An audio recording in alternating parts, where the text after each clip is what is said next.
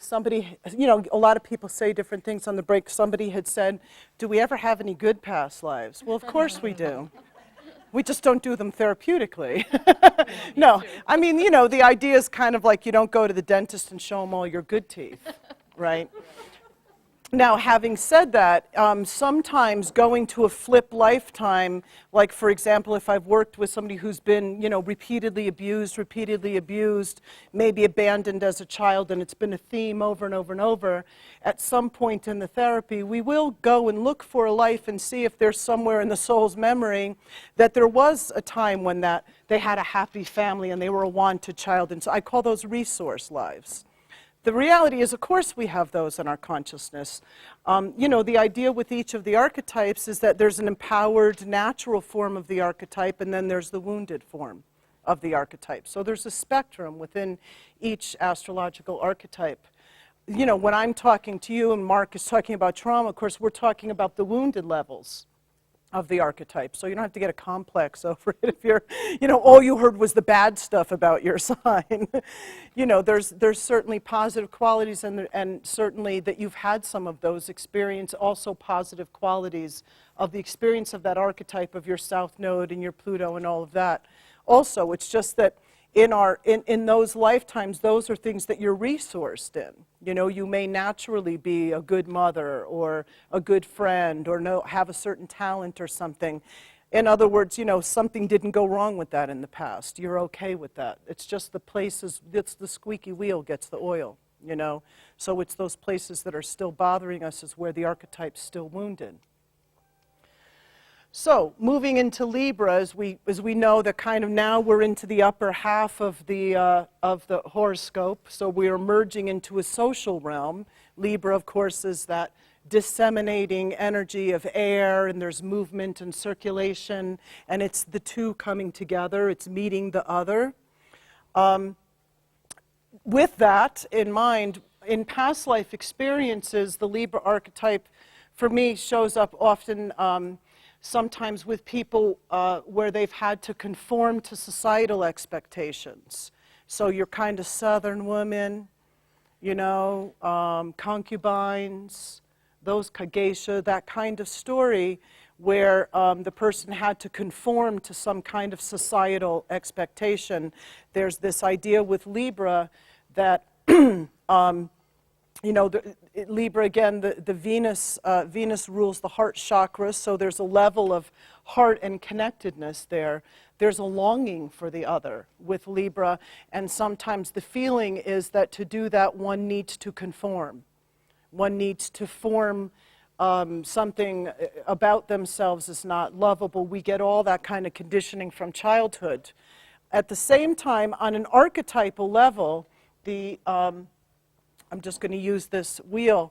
The ascendant of the chart to me, and in evolutionary astrology, Jeffrey talks about this as being just instinctual.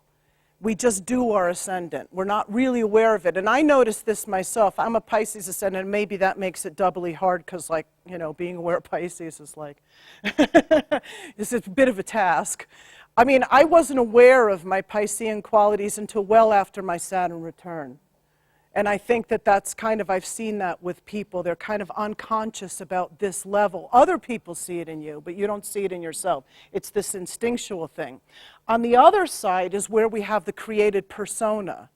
Because psychologically, we need to create masks and personas to carry our authentic self out into the world. It's just the way that humanity is, right? So we create, now we all have masks and personas. It doesn't necessarily mean that they're detrimental, We have different masks that we put on to accomplish certain tasks. And so when you look at the sign on your descendant, this would be something you'd be more conscious and aware of. But it also can be a compensated way of acting. And so what you might find is that this is more of the instinctual side, that it takes more consciousness. I call it to appropriate the energies of your ascendant, take some maturity, some self-awareness, to become aware of that. So keeping in line with that on the broad archetypal level, this whole archetype of Libra has to do with a little bit about conformity and putting on a mask and a persona, right? And so again, that sometimes very literally translates in past lives of having to conform to societal expectations. It's the things that we do for love. It's the things that we do for acceptance. And that's the same in relationships. And this kind of gets to the heart of the Libra archetype in past lives. Often shows up a lot of codependent, intermeshed, relationships. One thing I noticed with Libra and Scorpio is that there's different kinds of past life experiences that I see from moving from the Libra archetype to the Scorpio archetype, and I named them fantasy bonds and fixated bonds, right? And in Libra, quite frequently, because Libra's kind of romance, and there's a bit of a Casanova and flirt energy about that, I say in my book that in Libra, you're like putting out the hook, but in Scorpio, you bite, right? It's like you get hooked, right? Libra's like the worm on the hook, like la, la, la, la, la, right? Venus. But in Scorpio, you bite, and then it's a life and death struggle, right? So that's the level of relationship that you get in with Scorpio. In Libra, it's a little more. So how that shows up in past lives sometimes are, people with Libra signatures often have these kind of unrequited love past lives. There's also fantasy bonds, like a little girl's longing for daddy who left. It leaves this kind of longing in the heart. But it's fantasized image of the other person, often, right? So it's as well as expectations can be projected onto you, within Libra, it's also your projected expectations. And quite frequently, we fall in love with an image of somebody and not who they really are. And that's the core learning of codependency. Right, in the essence of codependent relationship, to not form codependent relationships is to love somebody equally as they are, and not what we project the expectation, what our fantasy is of them. And that's very frequently, and most of the time, as we know in codependency, what you're projecting is your own unfulfilled, either, some shadow quality of yourself. Be it either something negative or something unfulfilled within yourself, you project onto the other, you then form a relationship with them, and then, in a myriad of ways, either try to fix them, what you're really trying to do is fix that thing in yourself, or try to control them, or fear a certain quality about them because it's unfulfilled within yourself, right? That's a kind of codependency in a nutshell. And I talked about, in my book, I talked about a philosopher, Martin Buber, who talks about I-it relationships and I-thou relationships. And many of us form relationships on the Libran level, right, because it's Venusian and we all have Venus somewhere, that are I-it relationships. The other person is an it, because we're not seeing them fully. We can't see them through our expectations. Remember, Neptune is the higher octave ruler of Libra. There's some distortion there, right? It's kind of a little Neptunian. And what Buber talks about is this forming I-thou relationships, which is a partnership of equals. And quite frequently, that's the learning of somebody with the Pluto Libra. How many Pluto Libras do we have here? Okay, so quite frequently that's the learning of the Pluto Libra generation. They're weeding through a lot of complications of relationships and past codependencies and past things to start to learn. You're also reliving a lot of key relationships that you've had in the past, a lot of karmic relationships, because you have the combined signature of Pluto and Venus. So if you see anybody in their chart with Pluto-Venus contacts or Pluto Libra or Venus in the 8th house, Scorpio, blah, blah, you're going to see that. They're reliving very key relationships, and part of that is to consciously work through, do things different than you did before, but also there's a learning within the soul about how to form equal relationships, right? Not one higher than the other. There's all kinds of roles we play with each other. Mark said that before when I was talking about some relationship, about how people just, it's like they become polarized and then they're stuck in that polarization. And that's actually one of the charts I'm going to show you for Libra is a really interesting karmic case study of how those kinds of polarities form life after life with the same soul.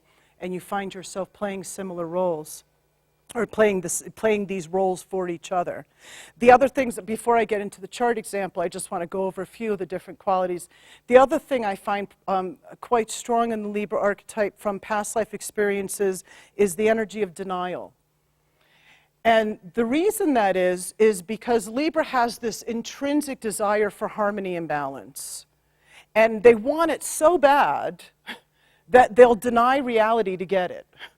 Right? It's like, I don't want my fantasy projection. I don't want that upset with reality. I'd rather cling to this, whatever it is, this image I have. I mean, you know, you see this again in codependent relationships and how maddening it is sometimes trying to break through that trance. Right? It's like the codependent trance of a woman who's in this, you know, I mean, I knew a woman involved in an alcoholic relationship where he was abusive. The guy was falling down drunk, laying on the ground, and her friend said to her, do you see he's an alcoholic? And she said, no, he's not. Pluto in the 7th house. No, he's not. So I just want it to be the way that I want it to be. And so we also get that in regression with the Libra archetype quite frequently. When they hit a trauma in a past life, there's the common Libran phrases are, I don't want to see this. This isn't happening. And I don't believe this is happening. They're the 3 denial phrases. I don't want to see this, right? And quite frequently, when they hit a trauma in a past life, they don't see it. They go into some fantasy, right? And so when I work with those people, we have to kind of pull them into actually seeing what happened. You know, I just worked with a guy with a Libra thing like that, and he came back and the village was slaughtered. But he didn't want to see that, right? So he has some whole other alternate story of what's going on when it was very clear the invaders had come in and slaughtered everyone. Whole other picture of what's going on. So that can be, you know, also active in just the Libra archetype in general, not just in past lives. The thing with Libra and in evolutionary astrology, what we say is that there's that energy. People say, oh, Libra's balanced. It's not balanced. It's the scales. It's seeking balance. And I mean, really, if you think of this image of these scales, how easy is it to lose that balance? It's so, a feather changes that, you know? And so that kind of shows in the Libra archetype how it really is quite a delicate thing, and it's always trying to seek that stasis. In past life experiences, a lot of my Pluto Libra people, or Pluto's in the 7th house, or Libra South nodes, they'll say to me, I'm well aware of the extremes in my personality. It's like I'm an angel and a devil. They're aware of these vast extremities. It's the same in the Scorpio archetype, too, where things get to be very black and white. But in Libra, you know, people are aware of that. And what's happened is the soul has been swinging to extremes in the past, seeking a balance. So Libra's not necessarily coming in intrinsically balanced. Again, Pluto, Libra, past life signatures. Not coming in with that balance. Any questions so far? That's anything. Okay. When I talk, again, just to reiterate, anything, any karmic signature is going to be Pluto in that sign or house, the South Node in that sign or house, the ruler of the archetype I'm talking about, Venus, involved with either Pluto, the South Node, North Node. Okay, so you're going to have, you know, it's going to come into your karmic signature. Venus, of course, has a dual rulership of both Taurus and Libra. So it can, in past lives, experiences when it's just Venus, say, squaring the nodes, it can actually involve both of those archetypes as part of the past life experience, Taurus and Libra.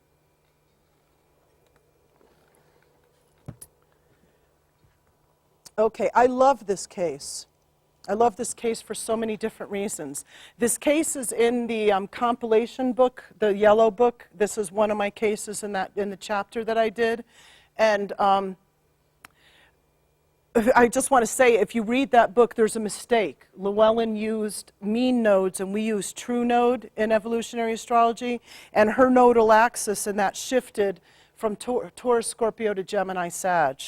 So on the next, this is actually like bink over there in the book. And so I know I was horrified when I saw it. I was like, what? they're going to change it in the reprinting, but if any of you bought the yellow cover book or you plan to, just note that this chart is in there, but it's supposed to be Scorpio Taurus. So one of there's a lot of reasons why I love this chart, and especially for the Libra lessons, because it's another one of those where we were doing, where's the Leo? It's a kind of same thing when you're looking at the karmic axis, where's the Libra? Well, Pluto is in the 7th house, conjunct Venus, which is the ruler of the south node, and Pluto is the ruler of the north node. So and they're square, the nodes. So there's the point of the T-square is this energy right here, Pluto, Venus, and 7th house, right? So it's a very Libran chart. Yes, she has a Venus and her sun. These would be basically considered current life signatures because they're not necessarily tied into the karmic axis. On the karmic axis, you have enough Libra emphasis here to really put an emphasis on that in her soul's history. She didn't come to me for, and that's another reason why I love this case, she didn't come to me for any Libran issues whatsoever. She's a lawyer, haha, haha, who's never done this kind of work before, and that's another reason why I like her case, because she's just like beginner's mind, absolute beginner. Not that I'm saying she wasn't evolved herself, but as far as approaching imaginal work or doing journeying or regression, she'd never done it before. But she came to me because of a classic fear of heights. So, and again, what I like about that case is because it shows how deep these archetypes live in us, right? I'm not looking for this, Libran thing, but it comes out in the regression, even though we're looking for something else.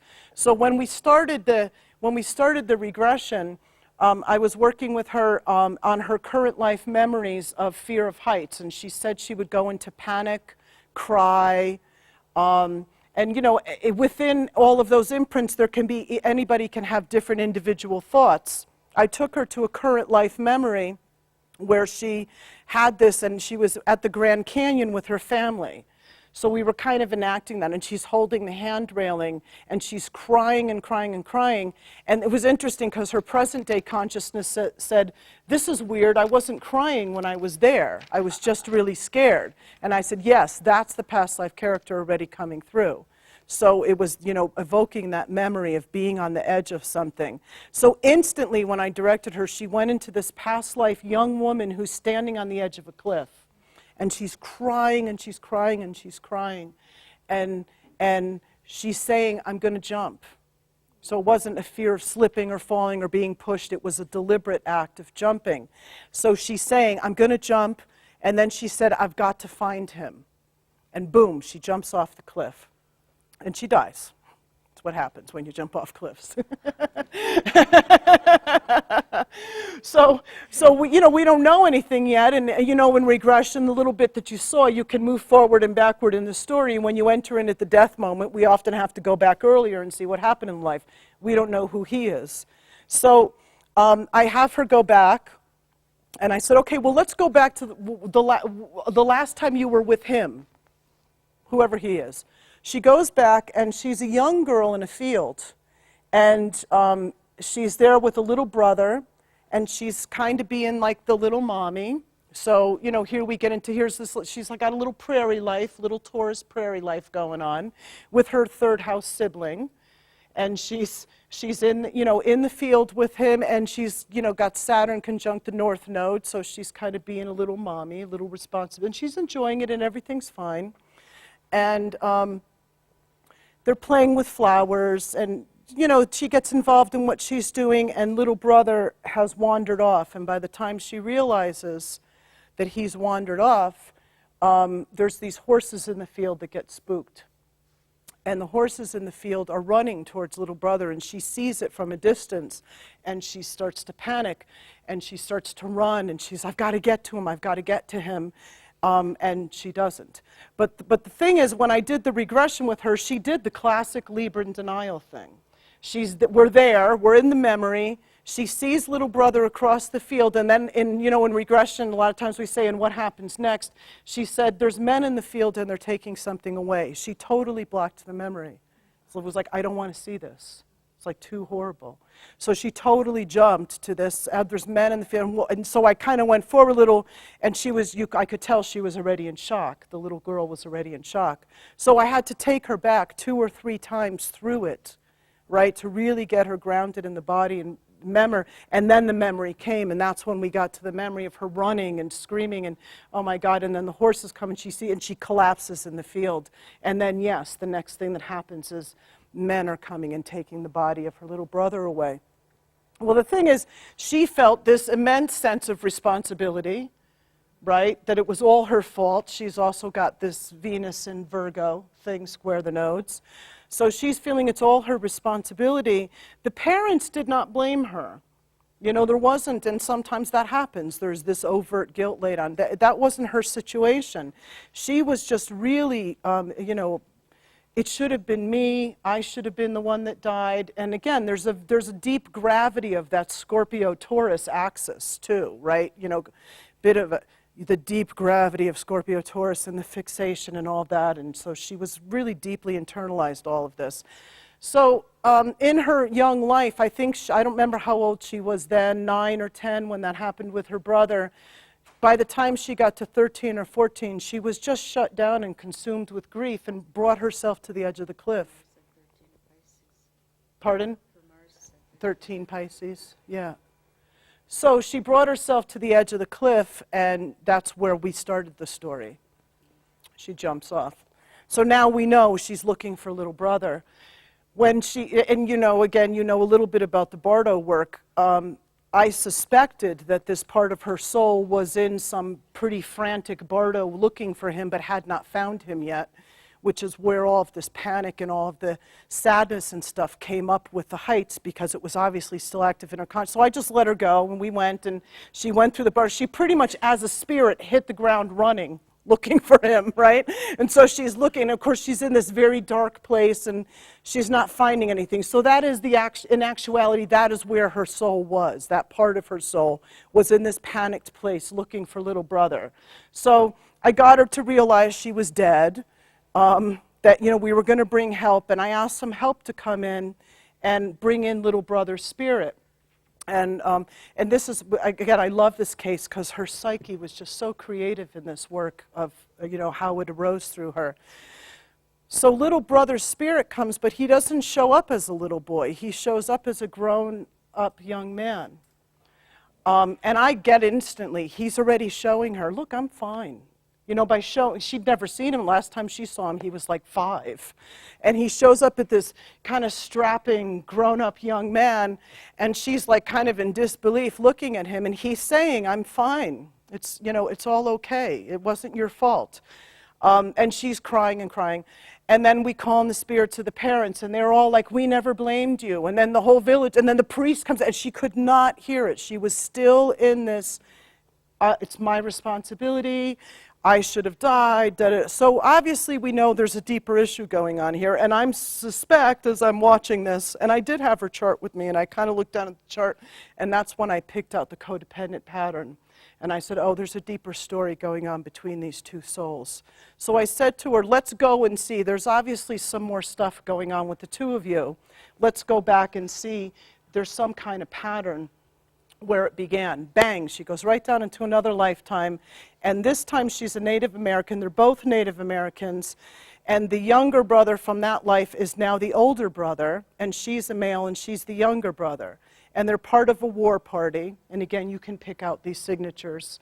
Mars, you know, oppose over here, the first house, 7th house opposition. You can pick out the signatures as I'm going as far as the war party. She doesn't, and the Libra, as I mentioned in the first case that I put up in the Aries chart of the football player, where he had Libra in the first house, he was the kind of reluctant warrior. He didn't really want to fight. This is a similar thing. So you got the Pluto and the Libra thing. I don't really want to fight. I'd rather have peace and harmony. Why can't we all just get along? And so she's watching the older brother, and he's like full of this, you know, yeah, they're on a war party raid, and he doesn't want to be a part of it as the younger brother, and but not feeling terribly responsible for him, more sad. Like, you know, I can't protect him, I can't, and he's just like crazy, and so he follows the war party and goes with them, and brother gets killed in that, and so the younger brother watches that. He didn't feel responsible like the last lifetime, but they were intertwined still in this dynamic. So and the rest of his life, he actually isolated himself from the tribe, which is part of the Taurus South Node. Just kind of went into isolation, was kind of disgusted with the whole culture of warring and all of that, and just went off and lived in the woods by himself. And when he died, he went to the spirit world. And again, older brother shows up. He's fine. There's like nothing wrong with him. So now my client, the woman, she's starting to get a little pissed off on the mat, right? And she says, you know, I'm starting to see this pattern here. He always goes out and takes all the risks and does all this, and I'm the one stuck holding like the bag, you know, the Taurus South Node, right? I'm the one holding all the response. I'm the grounded one, and he's just flying off in 5 million different directions. And then instantly she realizes that this other soul is her son in this lifetime. And she was like, oh my God, this is my son in this lifetime. And so she starts to see this pattern that they're playing out. So I said to her, well, why don't we ask the guides? Oh, no, I took her back. I said, well, let's see where this began. And they go back to like, you know, before they ever came into incarnation or some place in the planning Bardo where they're just little balls of light. And they're like agreeing, they're making this freaking agreement. Okay, you be the crazy one, and I'll be the grounded one. And then, you know, and they're like making this kind of really codependent soul agreement about it. And so, you know, we go back there. And so I said to her, well, ask the guides, you know, is this a healthy pattern, and is it irreversible? Two things. So instantly the guides are like, no, you know, it's like they give us permission to do what we want, right? You know, but they often stand back and go, oh my God, now it's going to be like 100 lives till they get out of that thing, right? And so here we are 100 lifetimes later, and finally they're like, yes. So they're telling her. So, and the guide said something like, you have to let him go. And she started crying and crying, because of course she's a mother in this lifetime. And I said to her, well, I don't really think what the guides are saying are meaning you have to let him go. It's like, let go of this pattern between the two of you and see. And I said, let's ask the guides to show you what that would look like in the spirit world. And instantly she sees these two paths. And she's crying and crying. And the son, as she knows him, is on one, going down one, and she's got this other path in front of her. And it was, you know, it was kind of like, I could see it in my mind as she's kind of going, and the guides are urging them, just go and see what happens. Let him go down his, you go down yours. And she's kind of like, you know, like looking back, you know, and he's just like, okay, I'm out of here. Right? And she's crying and crying. And then like some real funny imagery starts to come in related to some of her stuff in her chart. Again, she's got that real fixed stuff, you know, she's got that Taurus, so she's like really stuck in this pattern. She's the one that's really stuck, you know. And so I asked for a spirit animal to come to help her down, because she's not making it very far down her path, right? We need some help here. And instantly a rabbit shows up. And this is just beautiful, because I just love this. I get the image of rabbit just like, la la la la la la la la. You know what I mean? It's like, it's so easy, come on. Right? Just hopping. So I said, well, what's Rabbit doing? Well, Rabbit's hopping. We'll follow Rabbit. So then she starts crying for another reason. And this is like funny because, you know, the North Node's up here with Saturn conjunct it. And she's like, my path is all rocky. And this is the metaphoric image of what her future is. And she's saying, it's all uphill. She's crying, right? It's all like, oh, I gotta. And so she's kind of, yeah, I got to do it. I'm whinging. She's whinging, right? Whoa, walking up the path. And I'm like, well, what's Rabbit doing? Well, he's just hopping. It's so hard for me. Keep going. So I'm encouraging her, just keep following Rabbit. You know, I really trust Rabbit. Keep going. So she goes following Rabbit and blah, blah. And Rabbit goes and you know, a little more whinging. And then all of a sudden she goes, ah. And I'm like, what's going on? She says, well, now it's like, it's getting even and I can walk. Okay, good. Keep going. Follow Rabbit. So she goes and they get to this really green, and all of a sudden she's just like, oh my God. She's in this lush, deep green forest with the waterfall and the grass. And I said, so what's Rabbit doing? Oh, he's just laying in the grass, right? Now we're getting into empowered Taurus south nodes, right? The empowered level of that, the groundedness, the green goddess, right? The bringing in of the healing of the earth energy. So I said, well, what do you want? So she lays down. She lays down in the grass, and this green nature spirits come and healing, and Rabbit's just all like, yeah, all in Taurus vibe and so on. And so we do a lot of healing there. We did a lot of healing on the body from the past life of falling and being crushed and broken. And so I reworked all of the imprints from that life. And so as the energy settled, and she was really, and she's saying, you know, and then she's saying like things about this ninth house. This is a place, you know, Scorpio in the ninth house. She's saying this is a place of deep healing and wisdom. She said it's like the wisdom is palpable, like I can breathe it in, like it's seeping in through my, you know, through my pores. And so we're already getting into the kind of empowered north node energy. And so then I said to her, well, what's Rabbit doing? And so, because I noticed as I was looking down at her, her legs were kind of twitching. And I'm like, what's Rabbit doing? She said, my legs are hopping. I'm looking over at Rabbit, and Rabbit's just boing, boing, boing, boing, hopping up and down like this. So I said to her, okay, what do legs want to do? She said, I want to hop. So I take her and have her on the mat with her eyes closed, and she's hopping up and down. She's kind of giggling like a little girl. And I mean, instantly I realized the beauty of the whole turn of what had happened in her healing process is that, you know, the jump was where we started, and now we were coming back to that in an empowered way. So legs were knowing. And so then I said to her, well, what are the guides saying to you? And they said, it's okay to jump now.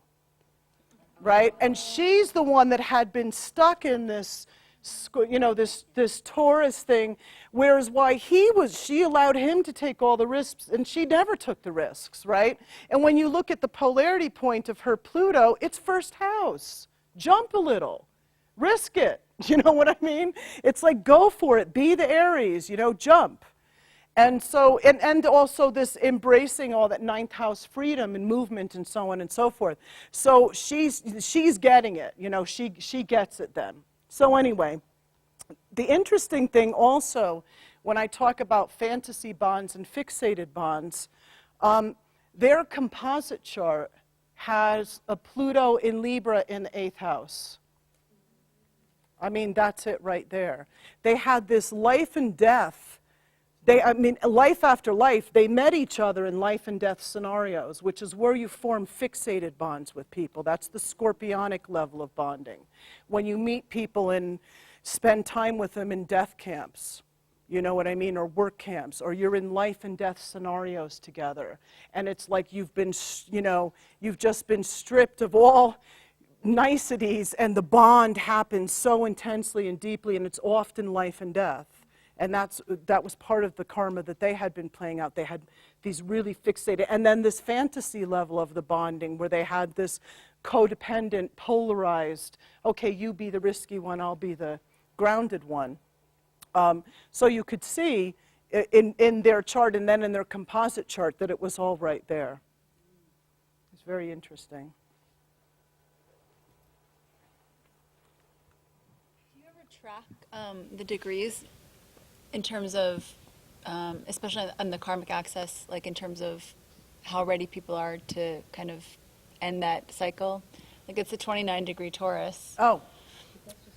Well, that's a good point. She said, do you ever look at the degrees and see if anybody's ending? Well, the other thing that we have here that's taught in evolutionary astrology is her Pluto is in a cardinal house.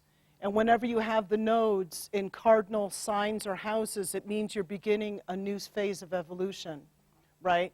So yes, you've got the 29, although the thing is the nodes are retrograde, right? So this is actually kind of moving in that direction, right? But by virtue of this Cardinal Pluto, with the Venus there, you have the beginning of a new way of learning how to relate, right? It's initiating a new level of relating. And then in general, do you track notes, like just the degrees of the notes? I don't. I mean, you can, for sure, and I'm sure, I have 0 degree nodes. And I remember I asked Jeffrey, that was one of my first questions to him when he looked at my chart a long time ago, and I said, what does that mean? And he said it's a culminating degree. It's like, you're just bringing that whole thing, that whole archetype to an end, right? It's a culminating and initiating. Yeah. I'm trying to grasp this concept of souls and where they are, and they come in. So if the population of the Earth is like 6 billion or something like that right now, and there hasn't always been 6 billion souls waiting to come in. I mean, I just can't get my head around where souls come from. If there hasn't been, Mommy, where do souls come from?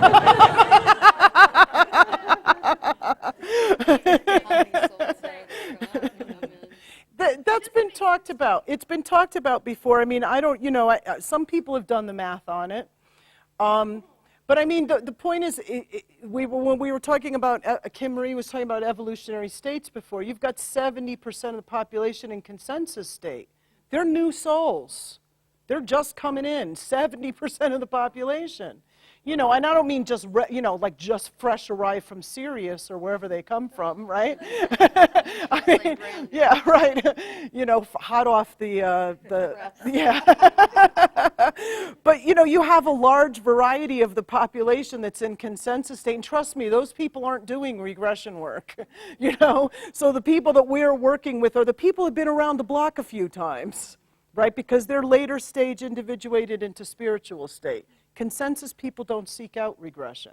So we don't know what their past life histories are. Maybe they've had 6. I don't know, But so there's 3, I mean, and they could have had 100 past lives. It takes a long time to evolve. So there's still a lot of kind of new souls on the planet.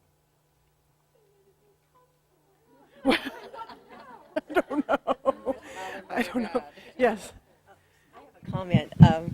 I'm a devotee of Yogananda's, Yeah. and in one of his writings, he talks about the fact that Sri Yukteswar, who was his, Yeah. upline devotee, says that the physical plane is like a tiny basket that hangs from the astral plane.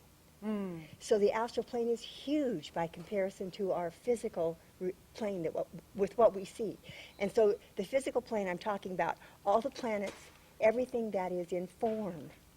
Mm-hmm. And so this thing that's huge Yeah. from our perspective is just a tiny little basket that's hanging from something that is incredibly larger, where souls reside. Plus, there are other levels of consciousness besides that.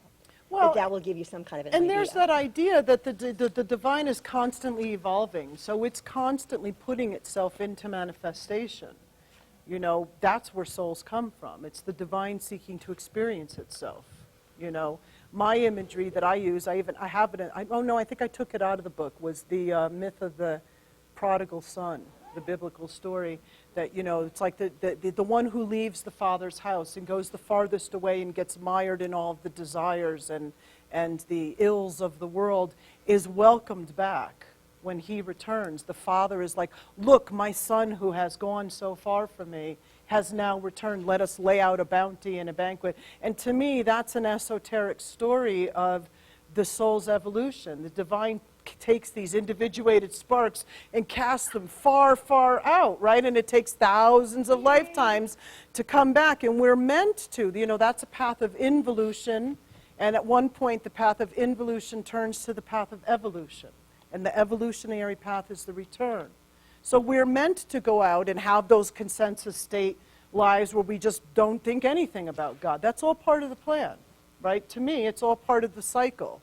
The divine wants to separate itself as far from itself as possible so that when those little bits come back, it experiences itself through manifestation, right? So we're all parts of that. So it's constantly doing that, right? Has there been any thought at all with the 70% consensus stage and with everything that's happening now on the planet in terms of how things might begin to shift from that 70%, you know? Well, I mean, that's a longer discussion, but there's that idea of the Yugas and, Vedic scholars. If you talk with any of them in India, there's a big debate of where we are in what Yuga, depending on what system they use and so on. It's a big debate. It's just like we sit around and discuss politics. They sit around and argue about the Yugas. But a kind of larger consensus is that we are at the depth of the Kali Yuga, right? And it's a time of purgation, and it's a time of separation from the light, and it's a time of darkness.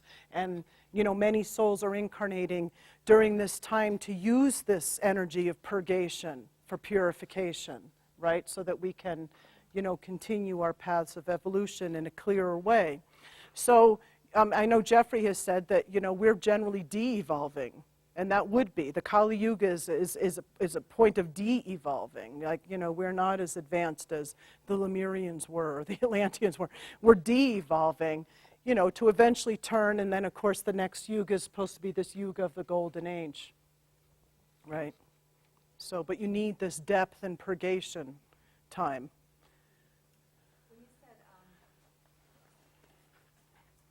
Have the nodes in a cardinal sign or house that's a new evolution, like in Libra would be with relationships, then how do you use, like in Jeffrey's book, the Venus and Mars phasal relationship? Do you combine all those things? Yeah. Okay. Yeah.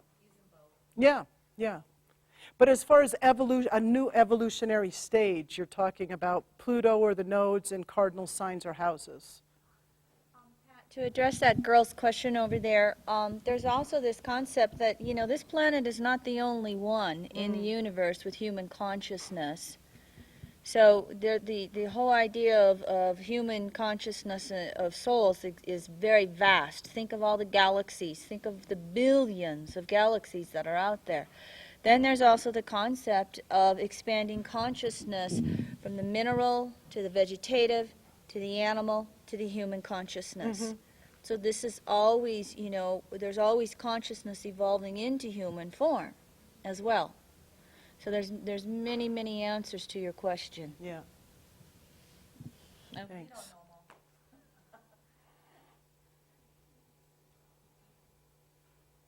Okay. So just wrapping up on Libra, any other thoughts on Libra? Anybody wants to? In general, other themes that can come up in Libra may have to do with wounds to trusting. And so there's a necessary need to regain trust because there's been wounded trust. And another funny one is, how Libra's Venus and she's associated with beauty. Sometimes I find people with those Libran-type past lives have either been valued only for their physical beauty, that's one of the possibilities, or they themselves have valued too much just that physical beauty and there's a vanity thing. I had one guy with the Libra South Node who went back to this Native American life I've never seen this before, it was so funny. He was this Native American woman who was kind of going to choose, who her lover was going to be, choose her partner. And so he's on the mat and he's going, and they all love me because I have really nice teeth. and then what's even funnier is the past life character addresses me and goes, "What do you think, lady, of my teeth?" And he's like this. Ting! It's very Libran, right? Kind of charm and beauty. And actually, it was a whole vanity story, right? And the whole thing was that the vanity, didn't work out so well. So that's leaving Libra on a humorous note. Okay. So let's all take a breath because we're going to Scorpio. Okay. And I didn't bring my glasses, so I want to yeah. I want to do another reading from the Book of Pat. This is the poem that I used. You know, Scorpio is obviously such a deep archetype. I mean, all of the archetypes are, but certainly for evolutionary astrology, with Pluto and Scorpio being the core of the whole paradigm, you know, it takes a lot of pondering. And I pondered Scorpio a lot when I was writing this. And one of the things that struck me as I was thinking about, well, what is that Mars used to be the ruler of Scorpio? You know, and then I got it. And this is the poem that shows what is Mars' relationship to Scorpio for me. And you'll recognize this. This is Invictus by Henley.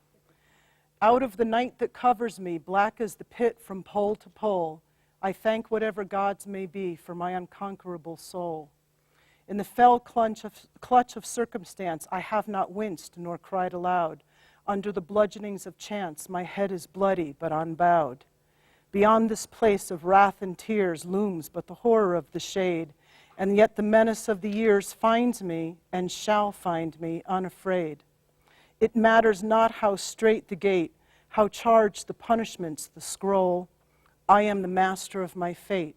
I am the captain of my soul. The Invictus warrior is the Scorpio warrior to me, because the battle that happens in Scorpio is not external, it's internal, right?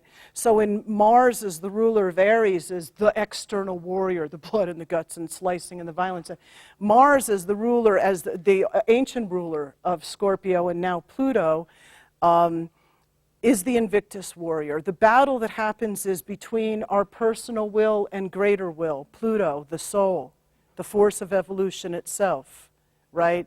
So what is being revealed through those intrinsic battles, through that struggle between Mars and Pluto, you know, the personal desire nature and the greater desire nature of the soul, is my unconquerable soul. And what I see, I have another quote in here, I don't know if I can find it. He's also one of my favorite. Durkheim is a philosopher. The movie Invictus? Yes. I didn't see it. Because if you want to see a description of what you just said, Yeah. it's in the movie. Ah. Nelson Mandela used Oh. the soul. Absolutely, Yeah. absolutely. I mean, Mandela is definitely an Invictus warrior. Absolutely, absolutely. You know, to kind of go into those battles so that something deeper is revealed. You know, that's just, and Henley, and I wrote about this in the book, who wrote Invictus, wrote that after many bouts of childhood polio, and he had lost his legs, or one of his legs, and he wrote that in a hospital bed. So there was somebody who knew about the battle, that kind of battle, you know. He knew about that. His whole life he struggled with that illness. This is from Durkheim, which is about sorry. Sorry, what was the author of Invictus again? Henley. William Ernest Henley. Yes. This is Durkheim. He's a philosopher. And this is, to me, what I see so much in past lives with people with Pluto and Scorpio, Pluto in the 8th house, Scorpio South Node in the 8th house, Pluto, affecting the nodes. They have been in some serious, extreme life and death, stripped down, bare bones, beyond survival. I mean, survival is part of it because it's the Taurus polarity. But, you know, annihilation. It's like I say the Pluto and Scorpio generation comes in with Armageddon consciousness. And when you look at that generation, just as they were starting to develop their socialized selves in high school, what happened? September 11th. So that whole generation experienced something that's in their souls. It's like it's the end of the world as we know it. That's very intrinsic to the Scorpio consciousness. Yes? Yes. She asked, would that include the ruler of the South Node being in the 8th? Yeah. Yeah, anything that brings that archetype into the karmic axis. So Durkheim talks about what is the purpose of that? What does it mean? His poem is On the Way. It's about what does it mean to be on the way? But this very short line says, only if we venture repeatedly through zones of annihilation can our contact with divine being, which is beyond annihilation, become firm and stable. And so basically what he's saying is, you know, going into these places where you're stripped of things is where the soul reveals itself. It's like Thomas More said, where the cracks in my psyche is where the soul seeps in, right? So it's these, and as we know in evolutionary astrology, Pluto is the core wounds, the emotional wounding of the soul, the very vulnerable core of our soul. So in Scorpio past lives, don't forget, in Scorpio past lives, you know, we get really into the core of vulnerability. The thing, of course, with Scorpio is that it doesn't want anybody to know it's vulnerable, right? You know, there's a lot of that, the stinger, right? Coming out. But certainly within the core, some of the core experiences, Jeffrey always says, loss, betrayal, abandonment. You know, those are the three main themes of Scorpio in past life experiences. Loss, betrayal, and abandonment.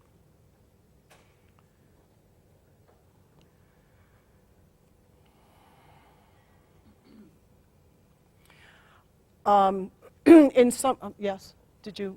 Oh, sorry. The Pluto and Scorpio. I thought you put your hand up.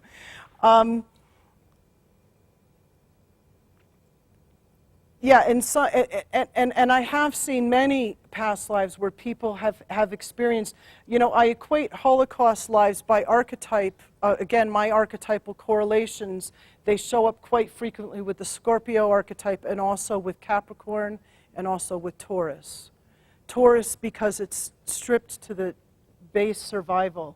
Capricorn because it's that totalitarian regime that was the Nazi movement, right? That just oppressive totalitarian regime. And Scorpio because it's the horrors of what happened during that time. And that's the, you know, to imagine being in one of the camps and to experience that with any personal experience is to kind of understand that heart of the Scorpio archetype.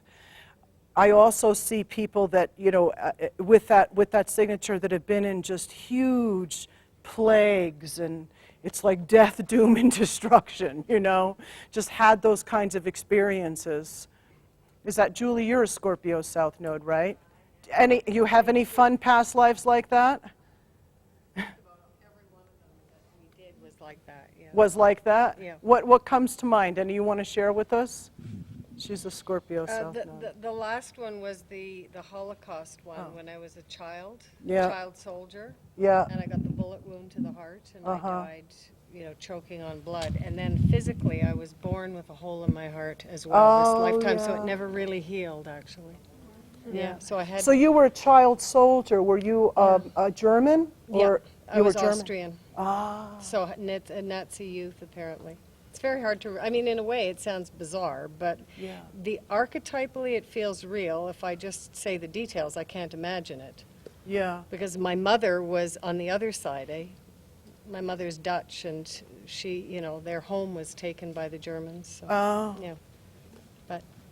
But it is very traumatic. In this Everything lifetime. you say, and my whole life, I've had the Armageddon consciousness, sadly, in a way. I mean, it's lurking there. It lurks, yeah. It lurks, way down.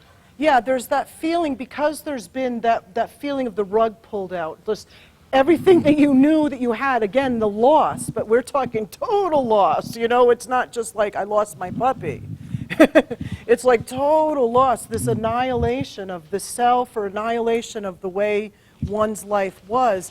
There's that feeling then that lies underneath in the consciousness of like waiting for the shoe to drop, you know, like, yeah, it's a constant thing, yeah. Scorpio square Pluto on the nadir and ascendant. I have past life where one of them was where my I was a mother and a wife, and my whole village died of the plague, and I lived. Yeah. And I committed suicide. Yeah. You know. Yeah. Yeah. Yeah. Do you hear that? That's exactly what I was saying. Plague, the whole village died, commit suicide. That suicide is also, I correlate suicide past lives, Capricorn, Scorpio, and Aries quite frequently. Virgo too, but mostly in the Capricorn. Capricorn is the perception of there's no way out. This is the only option. Scorpio is also that. It's like it's so overwhelming. It's so that's the only option, right? You know, there's also that idea of death wish. A lot of times the Scorpio archetype, in this case I'm going to put up, has got a little bit of that in it, kind of prompting other people to kill you because there's this Thanatos death wish, right? I have an 8th house Scorpio and I'm a Scorpio rising. Yeah. My therapist demanded that I make a contract when I was 27 years old to not commit suicide this life. Yeah. Yeah. I was going to say that my south node, the ruler of my south node is in the 8th house, conjunct my sun in both in Capricorn, and I grew up in an ultra-Orthodox Jewish environment and spent 22 years in that. A huge, I don't know the past life stories, but a huge Holocaust, family lineage. Yeah. So Yeah. it feels relevant. Yeah. She said you'll have to repeat it. I don't remember the signature. It was the. It's the ruler of the. Speak up so she could hear. The ruler of the south node in the 8th house in Capricorn, conjunct the sun in Capricorn, and just having grown up in an ultra-Orthodox Jewish environment and. In this lifetime. In this lifetime, with a big Holocaust. Yeah. Lineage. Yeah. Yeah, your ancestry. Which is, we are often our own ancestors. I had my own Holocaust life, and I didn't know this. It's on tape now, so now the whole world will know. I didn't know. I was adopted, so I didn't know my lineage. And when I did meet my birth mother, she said, we're Polish. Dubrovsky was my last name. Polish, all the way through. And they're like born-again Christian and so on and so forth. Well, I had done this past life. I lived in Germany for 7 years, and I can't tell you how much was Pluto and Uranus are on my IC in Germany. Need I say more? It's like standing on a volcano and an earthquake at the same time. So it triggered all of that stuff in me, and I was ultra sensitive to all of the Holocaust energy there. And I didn't know at the time that my own story was cooking, and I had a story as a young Austrian boy, either Austrian, Polish, I wasn't sure, and I was pushed onto the trains, and I died on the train. I never made it out of the train. I died in panic, and that was a foundation of panic attacks in this lifetime. But as a spirit, I stayed in the cloud with all the, because there was horror and panic in the cattle cars. And I went with everybody as a spirit into the gas chamber, so it was like I died twice. And then we all stayed there as a cloud. There was like, you know, there's no getting out of those mass traumas, right? You know, so basically I had this experience, and then later found out I did the National Geographic, you know, you scrape your cheek and you send my deep ancestry, Ashkenazi Jew. You believe it? We didn't know. They didn't know, but I realized I am my own ancestor. Incarnated. I guarantee you that that young boy was one of my ancestors who didn't survive, and I came back into that family line. So North Node Scorpio with the ruler of the South Node, my Venus in the 8th. So I've got South Node Taurus, Venus in the 8th, so the ruler of the South Node in the 8th with, you know, then Scorpio, North Node. Grew up with parents that are clairvoyants. Reincarnation was always my reality as a child. So the explanation of my imaginary friend as a 2-year-old who was a Korean orphan was that my last life was as an orphan in the Korean War. So again, this loss, abandonment, peace, and all the sort of lifetimes, the regressions I've done, lots of loss death, orphaning theme. Yeah. So you were talking to yourself growing up, right? Befriending your own orphan. That's a beautiful therapy, right? Befriending your own orphan self. Imaginary friend's name was Hana Peach, and I learned about 10 years ago that Hana is Peach in Korean. Oh. Hana is Peach in Korean. She was a Korean orphan in a past life. So, do you need to, hold on a second. Do you need to change a tape or something? So I have South Node in Scorpio in the 6th house, square to Pluto in the 4th house, conjunct my sun. So Jeffrey's told me about some past lives, and one of them was about being buried alive. And the thing about the 6th house, I always was so focused on death, and it wasn't until Jeffrey, you know, explained to me about that feeling of existential void. First of all, being buried alive, and absolutely, you know, the void of like having no meaning to it at all. But with the North Node in Taurus, he said, this is a lifetime of survival for you because I have died young so many lifetimes. And also with the South Node in the 6th house in Scorpio, many lives of slavery. He said I didn't have anything with the Holocaust, but a lot of slavery. And then taking care, 6th house of health, taking care of people who are dying all the time. And I'm a nurse. You know, it's so surprise.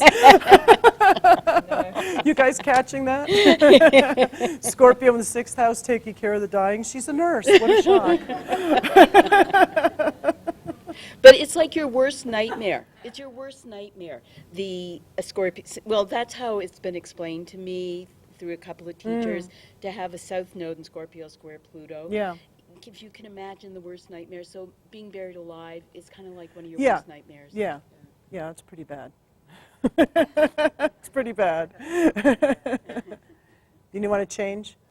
Okay.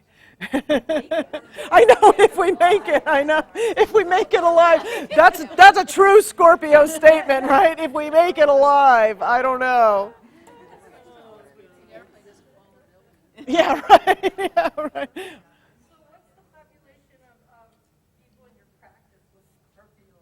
A lot of Scorpio. I mean, I was saying to Mark at lunch, I'm like, I have Pluto touching every planet in my chart except Mars and the nodes. Thank God. So, you know, we're all highly Plutonian people. We wouldn't be into this paradigm of astrology if we weren't. I mean, really. Okay, so the Scorpio signature, I think, is a bit obvious here. We've got a Scorpio South Node, and we've got Pluto, Uranus in the 8th house. So she's got a kind of double Scorpio signature. So this woman came to me, wait, I'm just looking. Yeah, okay, so this woman came to me, and she had been married, recently married, I don't remember, a year or two or something. She was in real estate, surprise, Scorpio Taurus. And there's a lot of realtors on that axis. And she was doing well, but real estate was taking a downturn, and so things were hard. And her husband had recently lost his job, so her income was supporting them. And she was and they had a lot of economic stress in their relationship. And she was kind of at the point of where she kind of wanted to go back to where she was before she got married, and was thinking about leaving him. And, you know, it'd be easier if it was just me, and, you know, those kinds of things. But also, she really loved her husband, and they're kind of newlyweds, and so she was torn with this. So we went into the past life, and in the past life, they reversed roles. She was the husband, and he was the wife. And they lived in Russia in the early 1900s, when I guess this, I think I read about, I did this one a while ago, I forgot the details, but I think that this was when anybody who was bourgeois or aristocracy was getting their stuff taken away from them. They weren't wealthy in this Russian life, but they had enough because she, as the husband, I'll now refer to her as he, had received some inheritance, Scorpio. So they were doing okay, and then as the politics started to change, they were seizing property from the wealthy and the elite and the aristocracy and taking them to work camps, and that's what happened to them. The soldiers stormed into their property one night and took them both away and stuck them in work camps, and they never saw each other. It was like they were split into men and women's work camps. So he, as the husband, is in this work camp, you know, of course, feeling grief about the loss, not only of everything, their whole way of life like that, overnight, gone. lost his wife, everything, and he's in this work camp, and also felt sad that he couldn't protect his wife, you know, just do his kind of manly thing and protect his wife. So life in the work camp, of course, is horrible and very meager, and part of the indoctrination there also in the work camp is that wealth is evil. It's against the state, right? So then there's this whole guilt about, right? And you've got Pluto and Virgo in the 8th house, right? This guilt about having wealth, whatever. And so there's this indoctrination happening. Well, part of his little job that he was given in the camp to do was to be one of the people to ladle out the food, right? The meager resources that they had in the camp was food. That was it. And like everybody would just get one ladle. And in this Virgonian kind of sense of responsibility and, you know, again, that nervousness and the just stripped down to nothing, you know, bare bones kind of life that he was living, he took this responsibility. It was so light. Every ladle was life and death. He felt like he was making a life and death decision. Every ladle, if he gave this one too much, you know, that one would die. It was just this horrible self, you know, you could feel it, right? The energy, you could feel the combination of the Virgo-Scorpio archetype and how it's acting, especially with Uranus there, the mental, psychological trauma that was going on. And so he's like, he can't take it anymore. And he starts like, he really wants to die, right? So there's that death wish.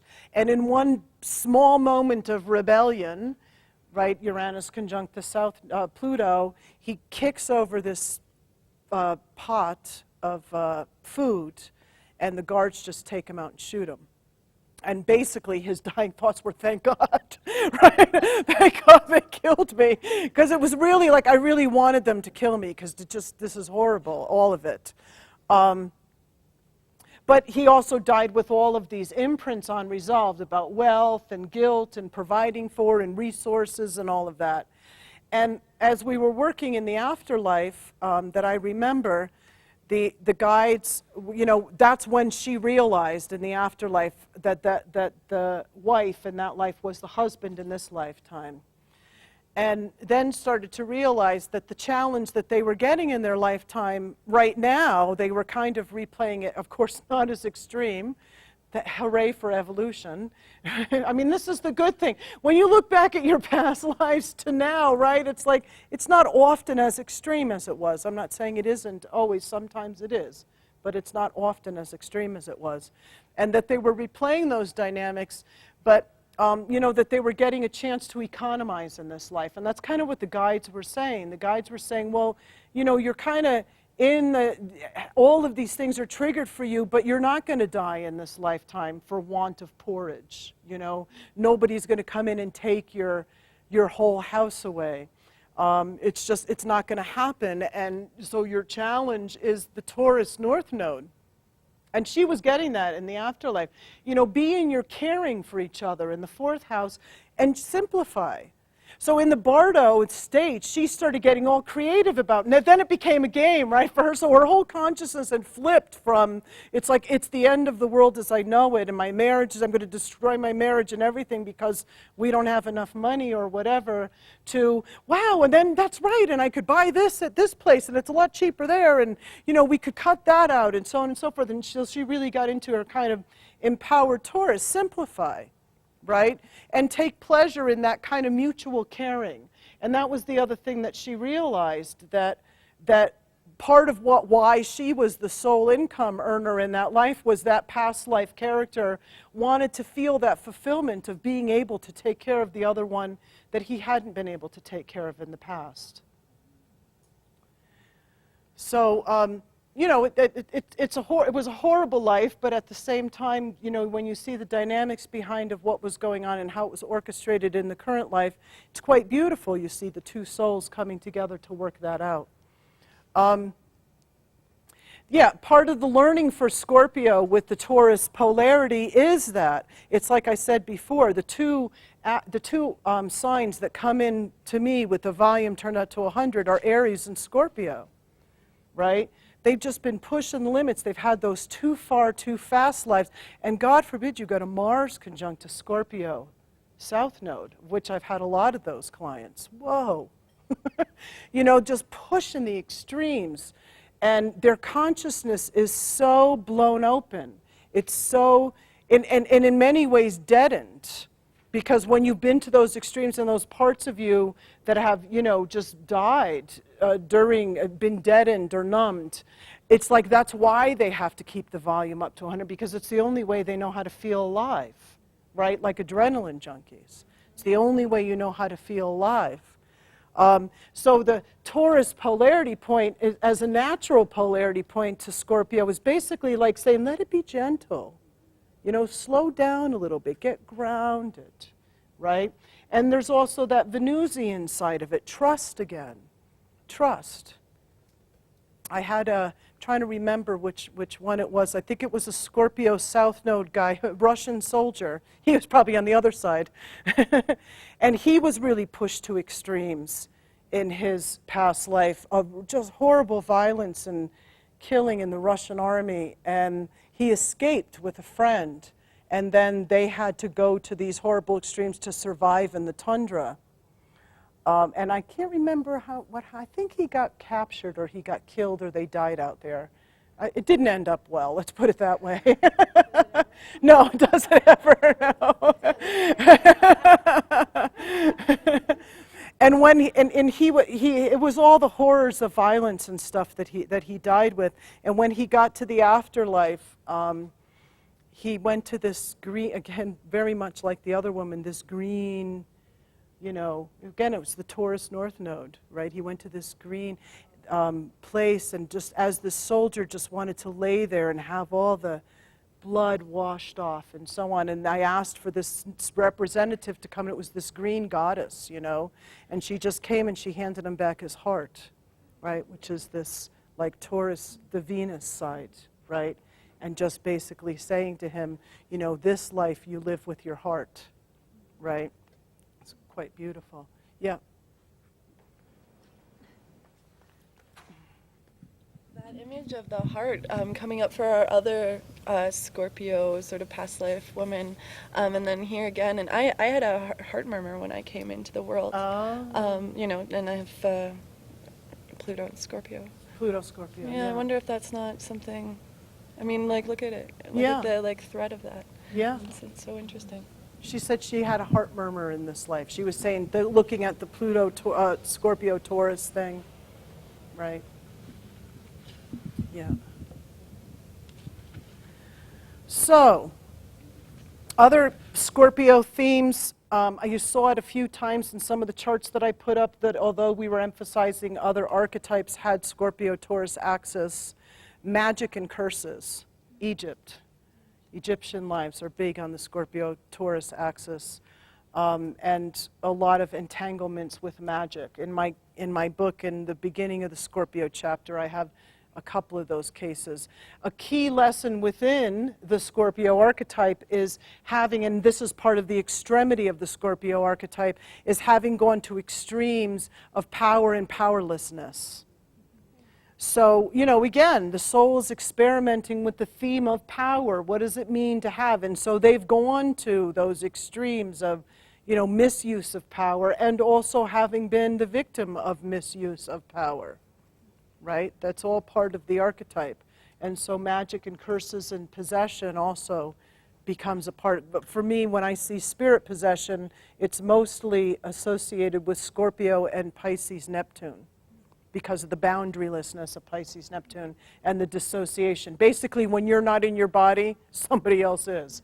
It's that simple. Would that be combined in terms of dark uses of magic? Yeah. Oh, yeah, yeah. Both being victimized of that and being the one who's using power in negative ways. Absolutely. Power, powerlessness. It's going to those extremes, yes? As far as if you're not in your body, somebody else is. So would you say, and this is kind of off topic, but it just came in and I just wanted to say it. So a person that, say, for instance, has a fatal accident and they temporarily die for a nanosecond, do you believe that a soul can come in at that point? Yeah. another soul, a it can different happen, soul. It can happen at that time. It happens in moments of trauma. It happens in moments of dissociation. And in fact, the chart that Mark put up of the guy in the soldier, he had some square from it was the Venus-Mars square from the 12th house. But as he's telling that story, I'm like, he's got a spirit with him. That's what he's so freaked out about. He keeps seeing this person on the bicycle that he thinks he picked that up over there. Somebody got blown up on a bike and the spirit attached to him. I've worked with a lot of soldiers that have picked up spirits of either villagers or enemies. You know, I worked with a Vietnam vet that had a whole Viet Cong attached to him. We did a whole releasement and did a whole releasement ceremony for all the Viet Cong that were attached to him. Yep. It's another topic. I'm wondering about when things are opposite the south node, other than the north node. When the planets are opposite the sun. Well, I talked about that before. I said that's kind of like you meet that out there. Okay. Do you know what I mean? It's like that. It's a force coming at you, right? But it also means that in some ways, why is there that in this? Oh, because the sun is conjunct the north node there. You know, it also helps facilitate the north node. Right, so it's a facilitator because it's a present life planet that you're more conscious of. So it's also helping to facilitate. And is it not something that's going to make actualizing the north node harder because it's an unknown? Like no, actually, that's what I mean. It facilitates the north node. Got it. It helps facilitate it because it's a conscious, you know, it's more of a conscious thing. Because yes, your north node's not always conscious to you, but it's an easier direction than the south node. It's not pulling you back into the past. It's helping you to move into the future. I'm sorry, and so what was, you said that's the second part. What was the first part? Well, she was just asking about when a planet conjuncts the north node. You said there was 1 and 2. The second one is they can help. Well, and the other one is because it is opposing the south node, it's also been a force, and I said it's usually something out there, right? You know, it's like an energy that's coming at you. Like, I guess in her case, you can look at it as it's like it was, because the nodes are not squared here, yet survival was highly emphasized. The Taurian issues of bare bone survival was highly emphasized, so that would be emphasized because it would be the sun opposing. So that's where it coming from outside circumstances, right? Would you agree? Anything you want to add to that? She has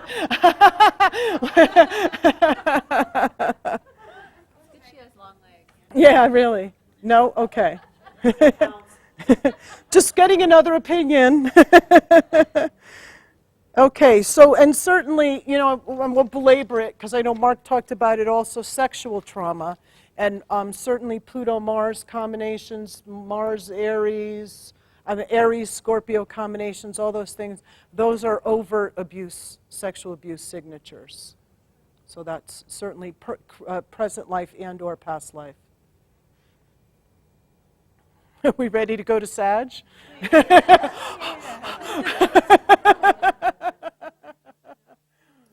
Was there anything else? Your last statement about the I was abuse. talking about saying sexual traumas, abuse, also having been, I mean, I've worked with serial killers that got, past life serial killers that have Scorpio south nodes, right? Or Mars-Pluto conjunctions. It's really raw violence and oftentimes sexual violence. So rape, sexual torture, having either been the perpetrator or the victim, right? You know, either side of these archetypes, our souls can, and most likely if you're a mature soul, you've experienced both of them, right? We can get caught in a victim complex, but generally in our therapy, and I know for myself, being a Pluto Virgo in the 6th house, had many, many lives of persecution and then got into my shadow.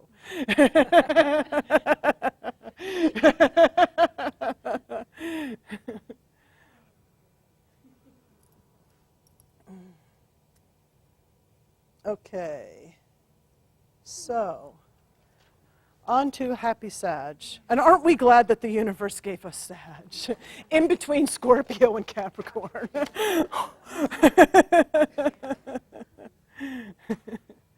Okay, so Sagittarius, as we know, Again, with Pluto in Sag, Pluto in the 9th house, South Node Sag, Jupiter conjunct the nodes, work with the nodes, you know, you get it, right? Anything that's bringing that into the karmic axis. Sagittarian kinds of past lives quite frequently have a lot to do with truth, as we know, truth-seeking, speaking the truth, being persecuted for speaking one's truth, beliefs, belief systems, having been in religious organizations. I get my fair share of monks and priests. I was saying to somebody before, I have Pluto square my Sag sun, so it's tied into my karmic axis, and I was one of those evangelical, I was in the early evangelical movement that actually came from contact with some of the natives in the early colonies. And it was one of those evangelical kind of casting out demons. Preacher kind of like, I went native, you know, I came from England and I was all like uptight and stuffy, right? And then I met the natives and it was like I went native. I know. Well, now I know where it comes from, right? Be saved. So yeah. So there are those kinds of lives. Also, immigration trauma and foreign, you know, who did we put up there? I had that South African woman, remember the South African woman who all the children got shot in front of her, and then they picked her up and brought her to some distant township? She had a Sag South node, right? So it's kind of, sometimes a trauma of also displacement, of immigration. Nomadic lives are very common in the Sagittarian. Gypsy lives are very common in the Sagittarian archetype. Prophetesses is also, you know, being a prophet, seer, seeing ahead of your time, having visions, trying to communicate those visions. That's a big Sag thing, and nobody listens, right? Or they don't get it, right? Or you're afraid to communicate the vision because, you know, it's not going to be heard, or you're going to get singled out, or whatever it is. That's part of Sag, as well as Pisces. Pisces also gets into that more on the psychism realm. But with Sag, it's definitely having some kind of arcane knowledge, something that's difficult to communicate, or you've been persecuted because of communicating it. Somebody have their hand up? Thinking about the children that are being adopted from all over the world. I have two nieces from China, and they both have the Sag, Pluto in Sag. Oh, there you go. And they're being shifted around the world, and people in, you know, all over the world are adopting children from other countries. Is that in your family, you said? There? Yeah, I have two nieces. You have two nieces. Yeah. She has two nieces adopted from other countries, Pluto and Sag. Yeah. Yeah. My Pluto is in 2 houses, the 8th and the 9th. Okay. And the majority of men, including my husband, have been from another country. Yeah.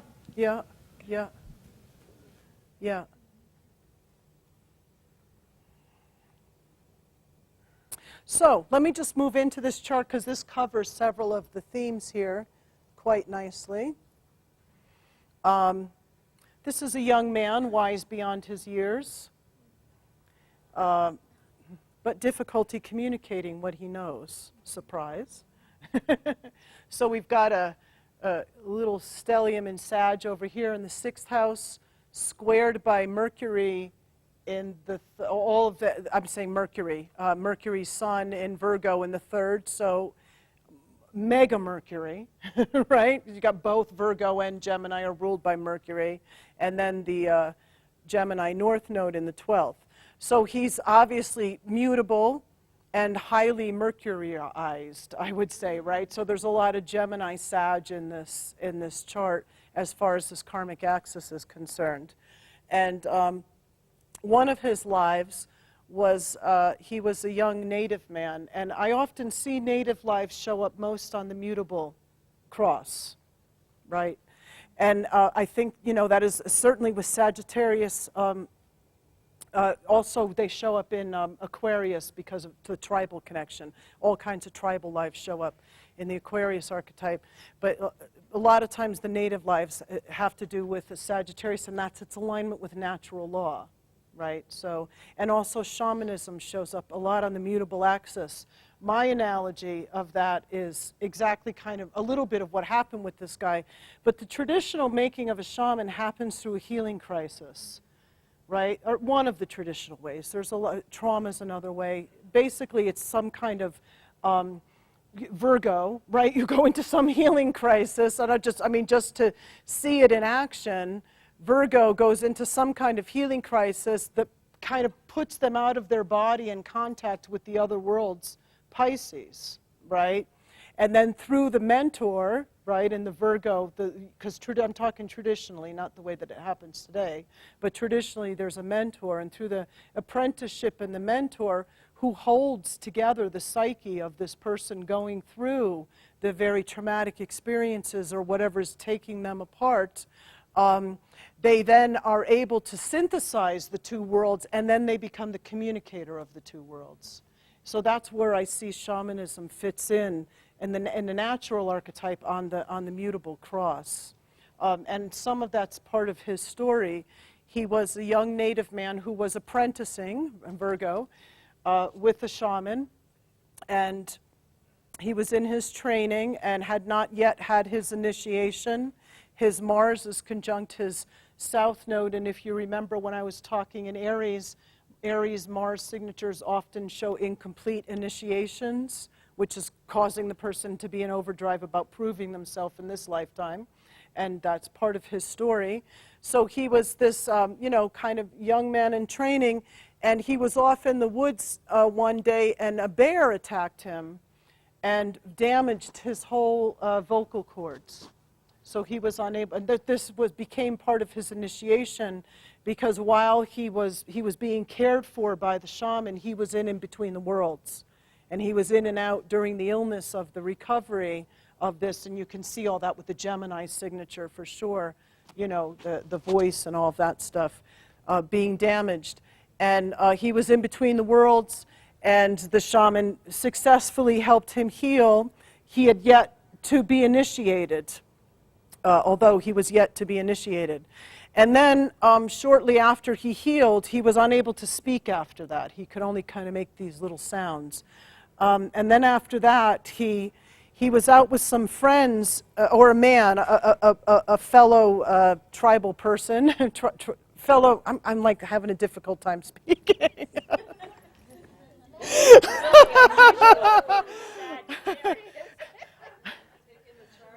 I know, my God. Well, one of my lives, and Monica knows it because we talked about it last night, was I had my tongue cut out, and I have Pluto squares my moon and my sun, and my moon's in Gemini in the third. So it was a torture life, and my tongue was cut out. Core life for me, because I would never do what I do today if I had not gotten my tongue back, because prior to that, I could not speak in front of a group whatsoever. I would just leave my body. I'm out of here, right? Never able to do it. So, fortunately, I've regressed that. I don't have any anxiety about public speaking now, but there's something about the tongue that's tripping up over here. A little bit of Gemini resonance. Yeah. So he's out in the forest with one of his native pals, and they see these ships in the bay, and the ships are docked, and they're nothing they'd ever seen before. And this is the invaders, Mars, coming, right? And again, with Gemini and Sag, it's that kind of bringing together of two worlds is somehow hard, right? We see that in Gemini past lives, like I was saying, living a double life. Well, sometimes in the Sag archetype, what you see is the clash of cultures. That's also part of what foreign trauma is about. Cultures can't synthesize. So the person is either invaded by one culture or exposed to a culture. Somehow they can't synthesize it in their consciousness. I have another case like that in the book too. So the invaders are coming, and they invade, and they see these ships, and they don't quite know what they are. Well, what they didn't know is that the guys had landed, and they were behind them, and they snuck up behind them while they were kind of in amazement looking at, like, what the heck is that? And they killed the friend, and he couldn't speak, but he was enraged. He was in his Mars, like he really wanted to do battle, but they were overwhelmed. And so he was like trying to, stop, whatever. He couldn't get it out. And they speared him, and actually speared him up into his heart. Pluto's in the 5th house, so he's got a lot of Leo signature there too, about wounds to that area. So he dies again. you know, we say in our work about your past lives, the good thing about them is that eventually you die. It's like, it's always the good thing about regression, because you always know you're going to die. So at some point, no matter how horrible it is going to end. Okay, so he dies. And he goes into the spirit world. I don't remember the exact sequence with him. This one was a while ago. But mainly, the things that we needed to work on were, getting the ability to first complete the initiation that he had. So he re-met the shaman in the spirit world. And they played out the whole initiation so that he was able to start to, again, a little bit of Leo and Scorpio come into his power. He was thwarted in that, complete his initiation, right, and go into the deep wisdom that was part of his Sagittarius South Node that he was trying to embody in that lifetime, right, that alignment with natural law. So that whole initiation process was part of that. He also, of course, confronted the invaders and then was able to get all of this repaired and scream at them and say the words he wasn't able to say, which was a key thing in that lifetime. I remember that he said afterwards that it really shifted his consciousness a lot, because he was very wise. Funny, I just looked back and saw a wise woman over there. He was this very wise, beyond his years young man, and it was very difficult for him to communicate what he knew. And what he said that life did for him was it put him back in touch with what was sacred, and in that life it was nature. And that's how he felt in this lifetime. But maybe, like all of you know, when you have those sacred moments in nature, it's hard to communicate that sometimes, isn't it?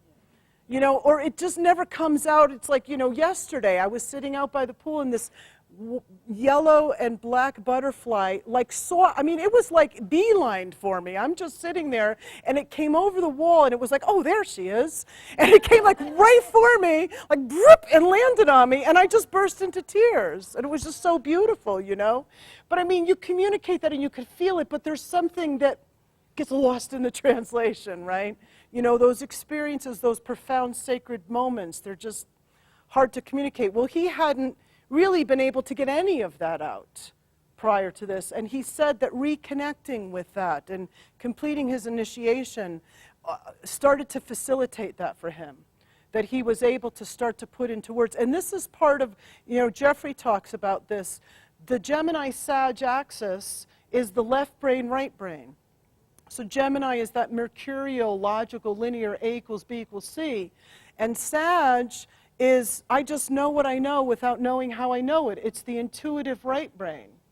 And, when they don't work together, when you're coming in from the Sag side, he's got both of them, so he's got complications on all sides, right?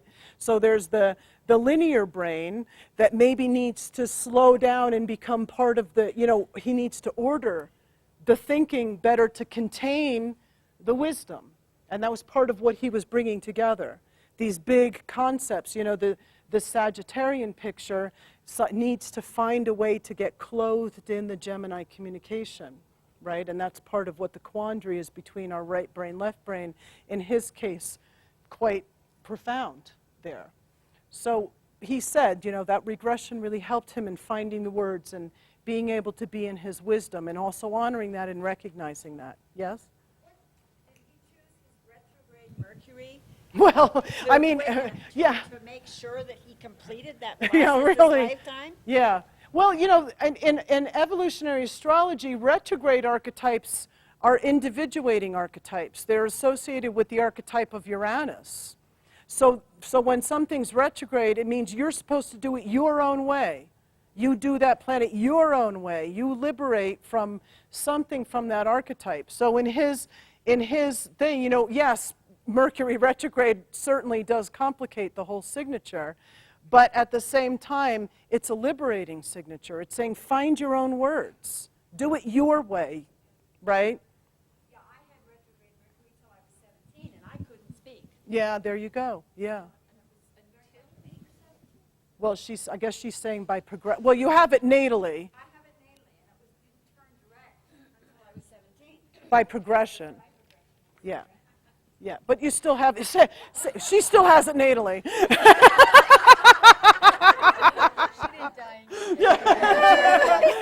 I know you want to be over it, honey, but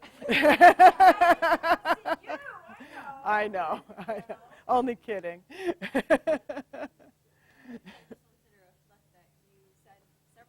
Wise beyond his years, and I would think South Node and Sagittarius would be the archetype. That is the archetype. Yeah.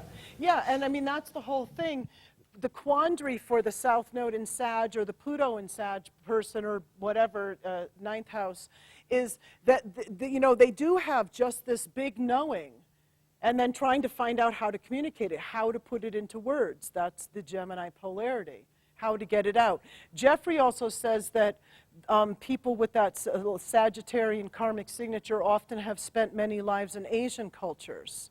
And language there is very image-based. Yes, it's pictorial, it's image-based, it's conceptual, it's metaphoric. So it's not the linear kind of way of thinking nor communicating. So that also makes it difficult, and that's part of the challenge of the Gemini North Node. Thinking, I think Jeffrey has a South Node in Sag, and today we were talking how sometimes North Node in Gemini, he talks with different accents and different language. Yeah, definitely. Bringing in those other different lives or guides, whatever. Yeah. I wanted to just give an example of that. I have a Sagittarius North Node with Jupiter square the nodes, and I was a sign language interpreter. I've studied 5 languages and spent 3 years in Asia during my Saturn return. So, unconsciously. I mean, it wasn't like in a time in my life where I knew about astrology or really could follow that trajectory. Now I can look back and go, oh, well, there's a signature. But there you go. Definitely. It's like you can't make this up. Right. It's quite amazing. I know. We're living it. The archetypes are alive. We're living them. It's so amazing when you see it. Somebody was, in reference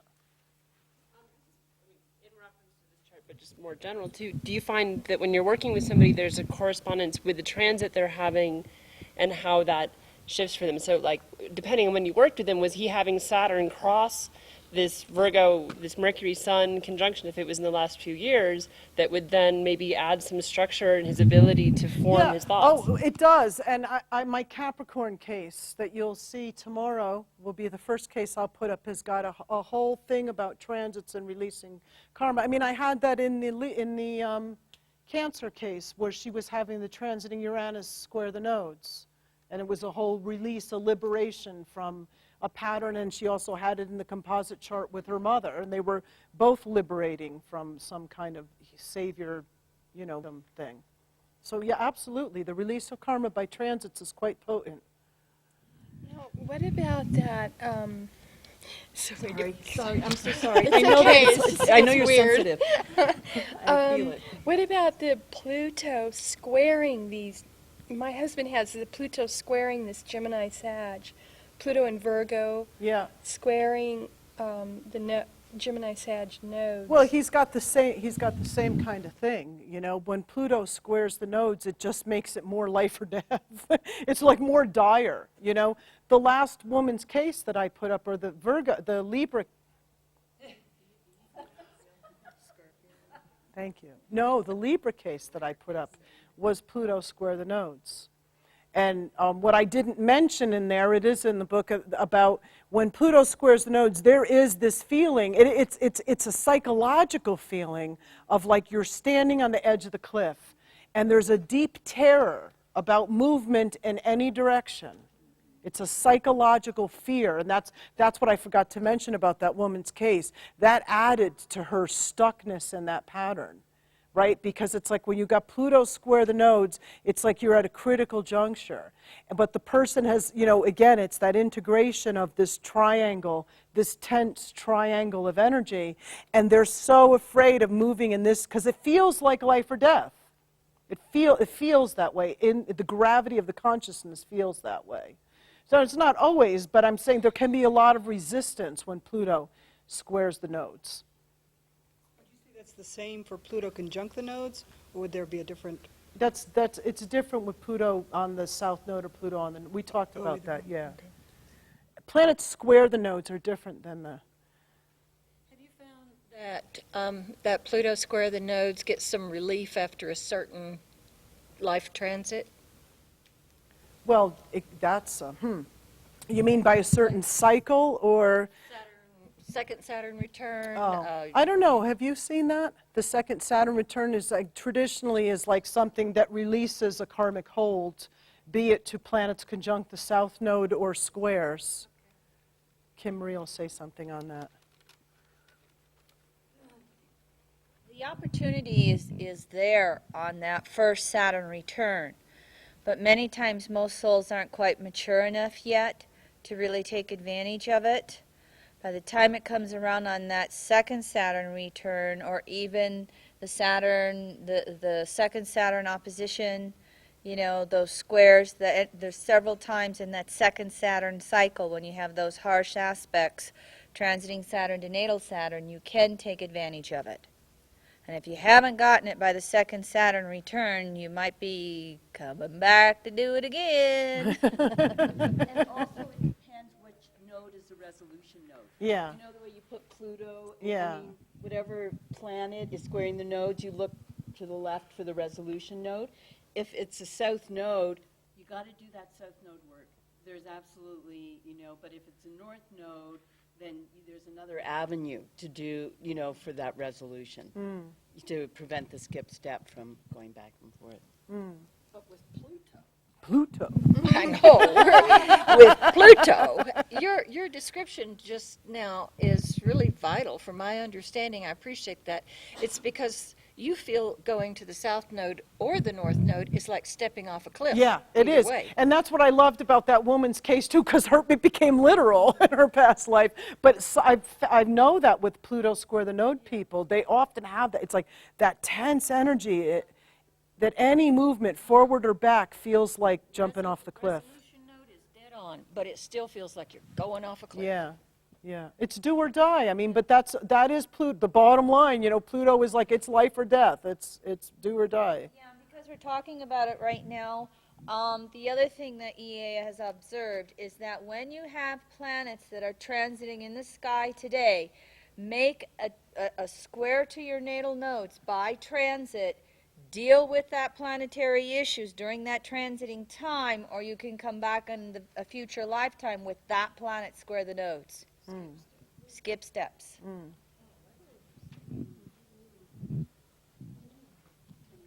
Yeah, sure. Wait, we got several hands up. Right there. I just want to go back to that that generation, that 1965 time when it's a Uranus-Pluto, and my husband has that, and he also has Mercury, Sun, Pluto, Uranus in the third house, opposing the Saturn and Chiron, and then the nodes. So he's an interesting case. I was going to say, how's it manifest for him? Well, I get that sometimes that he's afraid to move. Yeah. But he does have a moon in Aries in the 9th, so when he moves, it's like, get back. 'Cause Yeah, get out of the way. Yeah. Yeah. It's interesting.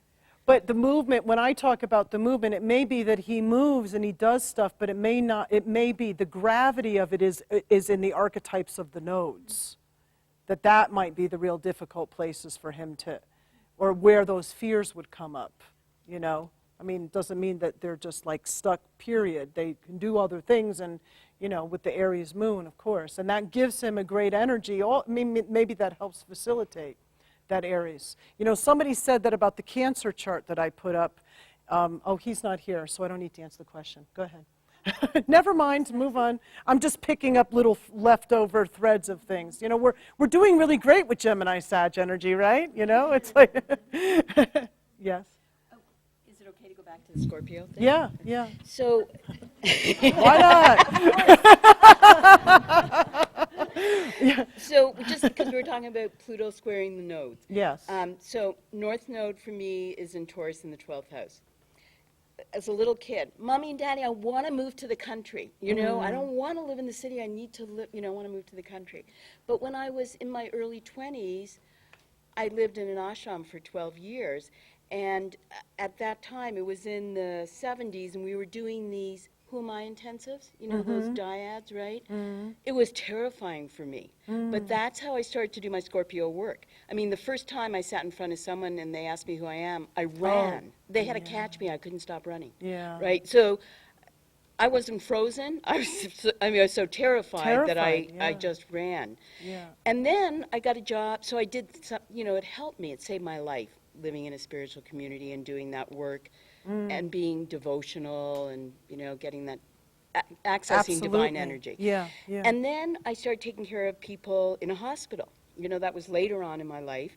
And my most profound experiences is working, one of them was working with this young woman who was dying. And she gave me the greatest gift because I moved into her space where she was dying, where all her angels and, her guides were there.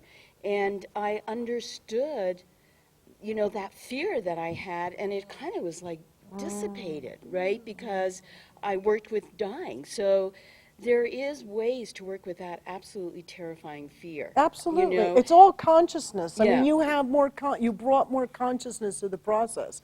When we meet any process that we do with consciousness, can be a sacred process. It's when we don't do it with consciousness that we're getting, somebody said that before, whacked up beside the head. And it still doesn't mean that it doesn't take away the charge of that terrifying fear. No, it right? doesn't. Yeah. It doesn't, right. Right, and especially the scorpionic vulnerability and that, like for you, that being seen, being outed is also part of the big fear of the Scorpio, right? My secrets are exposed, yeah. She says, come on now, we're in Sag. You can have your little Scorpio club later. Yeah, right, they won't tell us where they're going to be. It's a secret. We're so obsessive compulsive. Yeah. Okay, so Sag, just finishing up with him, I got another story from him, kind of quick, but ties in several of the archetypes we talked about. I just want to bring you back to knowing that he's a Pluto and Scorpio there too. So he's got that Scorpio-Leo thing.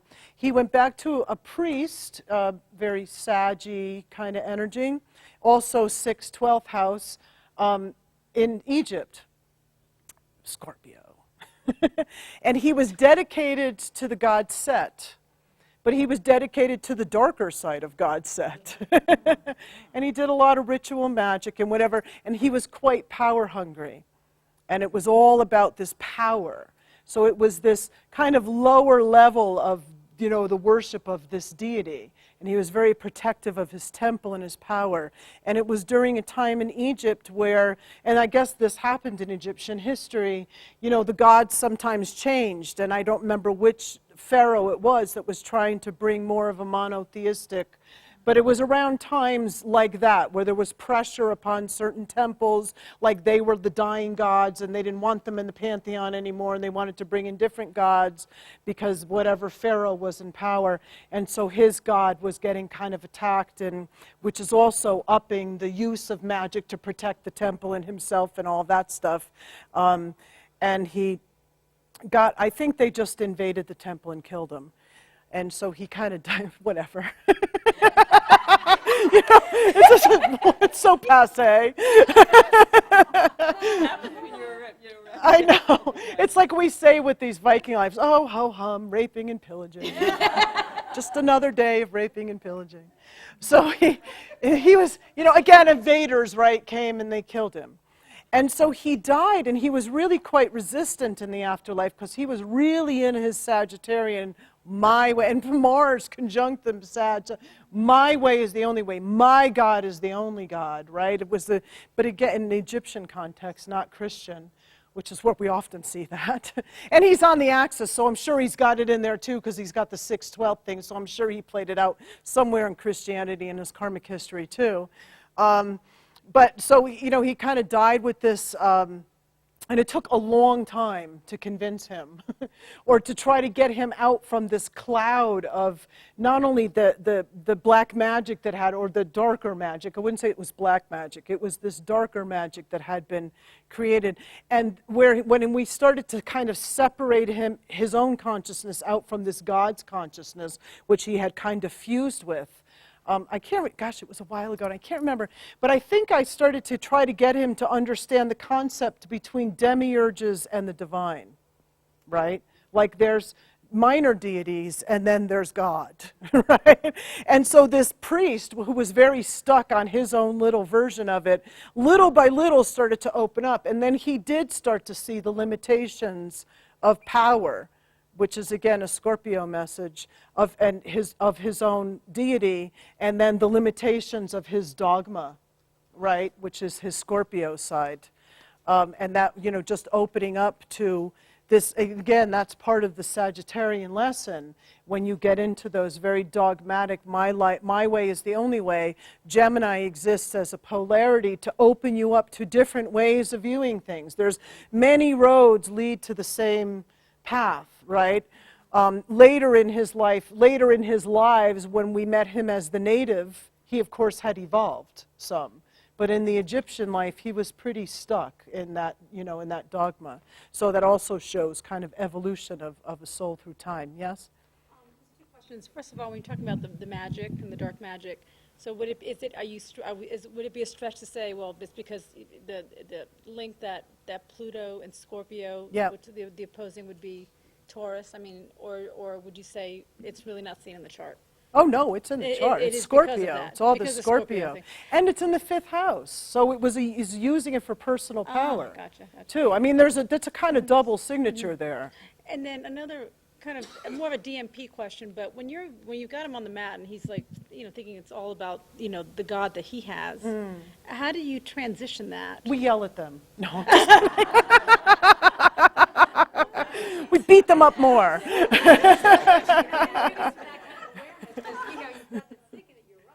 So I just attitudes. I mean, you know, in regression work, guilt attitudes are horrible ones to break because people die with this guilt thing, and guilt is an inflation.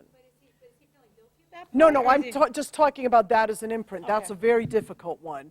Just like these rigid, dogmatic, you know, thinking, it can be, you know, you got to be creative with the different kinds of energies that you ask to come in or try to open. It took a while, I do remember that it took a while of introducing different concepts and talking to that priest, and he had it out with the other guys, the other temple, and that started to soften that up a little bit. But it was softening a very hardened, dogmatic attitude. So you really have to guide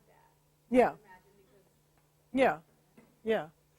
Well, like I said, with Member of the Woman, again, talking about creative thought bubbles. Remember the Gemini case where she had the Quasimodos that killed her, and, you know, she was so my way or the highway also, with Mars conjunct the Gemini South Node, where she was also like that and had her own thought and the Quasimodo showed, and the guides came in and yelled at her. They basically said, well, fine. Then you can just stay here for all of eternity, and they'll beat you up, and then you'll, you know. I mean, it was the guides that did that, actually. It's quite funny. I remember giggling. What do you mean by guilt is an inflation? Well, I'm so bad. You know, what is the quote? The quote is the biggest, it's not a sin, but I'm probably paraphrasing it wrong, but the biggest sin is to believe that your wrongs are beyond the forgiveness of the universe, right? And I'm paraphrasing, that's not the exact quote. But, yeah, it's close. It's ego. It's ego inflation. It's like, yeah, again, it's the Leo to the Virgo. Leo is greater than it's me, I'm so great. And the Virgo can also get inflated with I'm shit. I'm worse than shit, I'm diarrhea. right? It's an inflation, right? And often it's got a guilt attached to it, right? And I've done such horrible things. I mean, speaking of yelling at him, I do remember one where Roger and I were working with this woman, and she had slaughtered some babies in the past. We were like, whatever. Slaughtered some babies in the past. And she was in this really deep guilt complex. And again, all the babies had come, and everybody was like, we're over it. Like, dude, get over it, right? And she's in the Bardo when she can't get over it, right? And I remember Roger comes over, it was so funny, and he's standing over and he goes, so what? You killed a few babies. Is that the worst thing anybody's ever done? Like, snap out of it. It's like, get over it, you know? I mean, the reality is, it's this, you know, we get inflated with this sense of like, I'm so horrible. You know, and that's just like the Leonian inflation. Well, I'm dealing with a 95-year-old mother that's talking about all of her past guilt right now, so this is very important to me. Yeah. Yeah. Yeah. It's like it's kind of an egoic tool that doesn't enable you to connect with source, because if you're feeling like you're horrible, you can't connect with source, and you're feeling you're great, you can't connect with source. So either side of that is really the ego trying to manipulate and have its own way without that connection, is the way I kind of get it. Exactly. Exactly. Yeah, and it is that quote that's, you know, it's a horrible thing, or it's a sin to believe that anything that you've done is beyond God's love and compassion and forgiveness, you know. So with Virgo, it's not feeling like they're perfect, it's feeling like they're imperfect that makes them try to perfect? Well, it's the need. It's because it's a lack consciousness, right?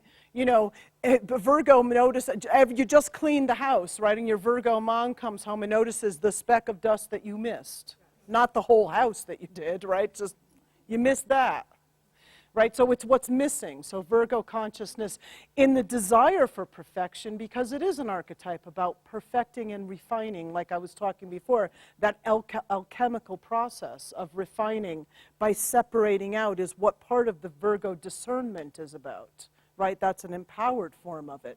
But it gets stuck in that little Virgo anxiety loop, right? Where it's like, it's not perfect, I'm not perfect, nothing's perfect, right?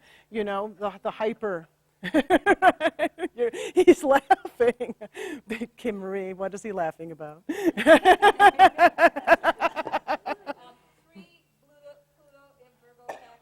Yeah, I know. That's what Leroy said when he was coming to the workshop. He said, oh my God, I have to do a workshop with 3 Pluto Virgos.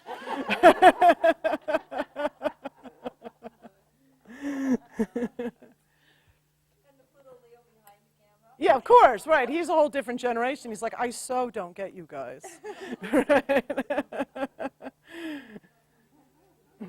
So, just a little, so on Sag, you can see that, you know, it's truths, it's beliefs, it's synthesizing, it's communicating one's wisdom.